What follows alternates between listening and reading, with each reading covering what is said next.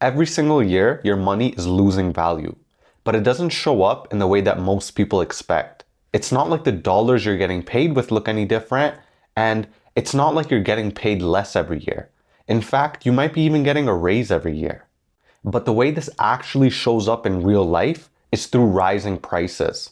And in this video, I'm going to break down exactly why your money keeps losing purchasing power every single year and what's really going on behind rising prices. Okay, so let's start with what you think is probably happening. You go to the grocery store and milk used to be $3, but now it's $5. Your brain goes, milk got more expensive. But here's the thing, milk didn't get more expensive, your dollar got less valuable. Think about it like this.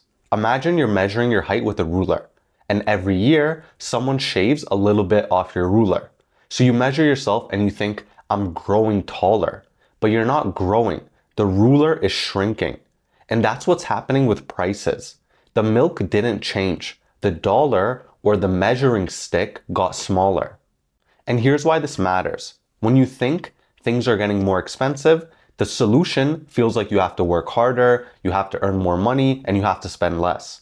But when you realize my dollars are becoming less valuable, you start asking completely different questions, like why are my dollars losing value, or where is this coming from? And that's where it gets really interesting.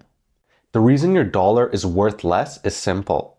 There are more dollars this year than there were last year. And that number keeps increasing every single year. And when more dollars are chasing roughly the same amount of stuff, each dollar is worth less. In the year 2000, there was about $5 trillion in the US economy. By 2020, 15 trillion. And by 2024, over 21 trillion. The money supply more than quadrupled. But did the amount of stuff quadruple that we could buy with that money? No. So each dollar buys less. But where does that new money actually come from? Well, number one, and this is a big one, is government spending. When the government spends more than it collects in taxes, it runs a deficit. To cover it, the Treasury issues bonds, basically IOUs or debt. And during COVID, the US government provided about $6 trillion in pandemic relief, and that includes things like stimulus checks, PPP loans, all of it. That money didn't exist before. It was created into existence. And number two is the Federal Reserve. The Fed has a superpower. They can create dollars digitally with a keystroke. And they do this through something called quantitative easing, which is basically a fancy term for we're making new money. The Fed buys government bonds and credits banks new dollars that literally didn't exist 5 seconds ago. The Fed's balance sheet in 2019 was about 4 trillion. By 2022, it was about 9 trillion. They more than doubled the money they created in just a few years. And number three, and this is a big one people don't talk about, banks basically create money when they give a loan. When a bank approves a loan, it's not handing you someone else's money. It's creating new money. When you take out a $300,000 mortgage, the bank doesn't go into a vault and grab $300,000. It simply credits your account with that amount.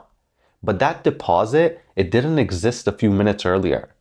And this is how money actually expands in the real world, through credit.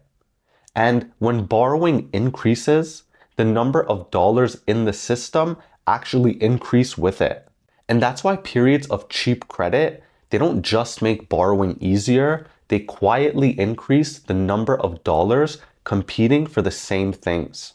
So to recap, government spends money into existence, the Fed creates money to buy bonds, and banks create money when they lend. And when you have way more dollars competing for the same amount of stuff, prices go up. But here's the tricky part. There's a lag to all this. Money doesn't hit the economy all at once. The Fed creates $1 trillion in 2020, but you don't see it in grocery prices until 2021 or 2022. Why? Because money enters through specific channels first. Banks get it first, then financial markets, then government contractors, then big corporations, then eventually you'll see it in your wages and consumer prices. But by the time you actually start to feel it, It's been circulating for 12 to 24 months, and your wages, they're the last things to typically adjust. So from 2021 to 2022, inflation was about 7, 8 to 9%, and real wages were actually negative. Even if you got a raise, you were making less in terms of what you could buy. But in the flow of all this money, what really matters is where you're positioned in it. The people closest to where new money is created, they benefit the most. And the people furthest away from this, they get hurt the most. So when COVID hits and the Fed creates trillions, where does it go first? Banks and financial institutions. And what do? They invest in stocks, in real estate, in bonds. And when all that money starts flowing into the market, the stock market booms. If you own stocks or real estate, you got rich. But if you were just trying to pay rent and buy groceries, you saw rent prices go up. You saw groceries go up. You saw gas go up. But your paycheck, it stayed the same. The people close to the money, banks, asset holders, corporations, they win. But the people far from the money, people who earn wages, people who save, they lose. And most people, they don't even know this is happening. They just feel like they're falling behind, when in reality, you were just too far away from where the new money entered. Okay, but what about corporate greed? Because that's what everyone says, right? Companies are price gouging. It's not the money being less valuable. And I get why it feels that way. Prices go up, profits go up, so it looks like greed. But if greed were the main driver, prices would have jumped years ago. Companies didn't suddenly become greedy overnight. What actually changed was the environment they were operating in. Their costs went up, their wages went up, their shipping, their materials, and more importantly, there was more money and more credit in the system. And when consumers have more access to dollars or easier access to credit, companies can raise prices without losing customers. So yes, corporations are greedy, corporations are raising prices, but that's just kind of what they do. But they're also responding to an environment where more money exists. It's both things at once. There's more money in the system, and as a cause of that, it's causing the price of everything to go up, and companies reacting to that environment, they feel it too. So the real question isn't why are corporations greedy, it's why can they suddenly get away with it? And the answer is because your money is worth less because there are more dollars competing for the same stuff. Now you might be asking, so why does the government keep doing this? And there's basically 3 reasons for that. Number 1, it's politically invisible. If you raise taxes, people get angry and they vote you out. But if you print money, no one sees it. Prices rise 18 months later, people blame the economy or corporations, and printing money is like an invisible taxation. Number 2, money being worth less benefits people who carry debt. And guess who the biggest debt holder is? That's right, the US government, who is $38 trillion in debt. If you owe money and that money becomes less valuable, you effectively owe less. The government borrowed dollars worth more and they want to pay it back with dollars worth less. This is something called inflating the debt away. And reason number 3, even though inflation is a long-term pain, there is a short-term gain out of it. And politicians, they care about re-election every 2, 4, 6 years. And inflation takes 12 to 24 months to show up. So if you stimulate now, make people happy now, and get re-elected, by the time inflation hits, you're already re-elected or you blame the next guy. I'm not saying politicians are evil. They're kind of trapped in the system too that rewards short-term thinking. If you don't stimulate, you can get blamed for a recession, but if you do stimulate, you can get blamed for inflation later. So they choose the politically survivable option. Print now and deal with the consequences later. And who pays for these consequences? You do, through inflation, which is just another tax. Now let's talk about why this is so hard to see. First, the language is designed to confuse you. They don't say money printing, they say quantitative easing. They don't say your dollars are losing value, they say inflation is above target.